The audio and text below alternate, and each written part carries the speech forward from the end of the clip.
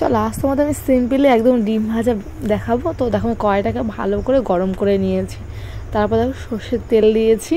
তো কড়াইটাকে ভালো করে গরম করে নিলে আর ডিমটা ভেঙে যায় না। তো দেখো পেঁয়াজটাকে কেটে নিয়েছি আর লঙ্কা দিয়েছি, তোমরা দিতে পারো নাও দিতে পারো, লবণ দিয়েছি, আর কিচ্ছু দেবো না, একদম সিম্পলভাবে ডিম ভাজা করব। তো দেখো খুন্তি দিয়ে ডিমটাকে ভালো করে ফেটিয়ে নিয়েছি। এখন দেখো তেলটা গরম হয়ে গেছে, তারপরে কড়াইয়ের সাইডটাতে আমি ঘুরিয়ে নিচ্ছি। তেলটা গরম হয়ে গেলেই কড়াইয়ের সাইডটাতে ঘুরিয়ে নেবে, কাঁচা তেলটা দেবে না। তো আমার তেল গরম হয়ে গেছে, কড়াই গরম হয়ে গেছে। চলো আমি ডিমটা ফেটিয়ে রেখেছিলাম সেটা দিয়ে দিলাম।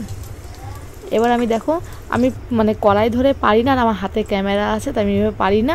আর আমি বেশিরভাগ সময়টাই ডিমটাকে এমন করেই খুন্তি দিয়ে চারিদিকটাতে গোল করে নিই, খুব সুন্দর হয় এভাবে করতে।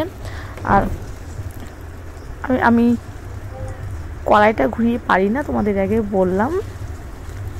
হাতা খুন্তি দিয়ে বা হাতা দিয়ে যেটা হোক, যেটা যে যেমন যেটা ব্যবহার করো, তো এমন করে ঘুরিয়ে নিলে পুরো গোল হয়, খুব সুন্দর হয়।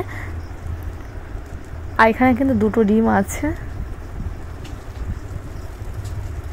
ডিম ভাজা না আমার ভীষণই ভালো লাগে খেতে, আমার সাথে সাথে আমার বড়মশাই ভীষণ পছন্দ করে, তো দুজনের জন্য ডিমটা ভাজছি। তো ডিম পেলে আর কিচ্ছু চাই না, শুধু একটু ডিম, অর্ধেক ডিমও যদি হয় তাই দিয়ে আমাদের খাওয়া হয়ে যায়, এতটা ডিম ভালোবাসি। তো দেখতেই পাচ্ছ দেখো একটু লাল লাল হয়েছে, তারপর আমি উল্টিয়ে নিচ্ছি। তো আমার হাতে ক্যামেরা ছিল তো আমি পারছিলাম না, তো ক্যামেরাটা রেখে আমি ডিমটাকে উল্টি পাল্টিয়ে নিলাম। দেখো কতটা দেখো বড় হয়েছে। তো পেঁয়াজটা একটু বেশি করে দিয়েছি, ভীষণ ভালো লাগে এইভাবে তোমরা ডিম ভেজে দেখো, বেশ খুব সুন্দর লাগে খেতে।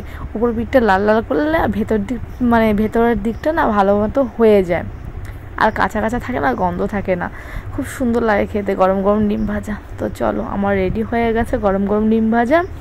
তো আমি চলো আরেকটু পিঠটা দেখি, দুটো পিঠই দেখো আমি লাল লাল করে ভেজে নিয়েছি। তোমরা কিন্তু এভাবে বাড়িতে ট্রাই করতে পারো। তো চলো, যদি তোমাদের ভিডিওটি ভালো লেগে থাকে লাইক কমেন্ট শেয়ার করে দিও, আর সাবস্ক্রাইব করে চ্যানেলটাকে। Tata, bye bye, good night.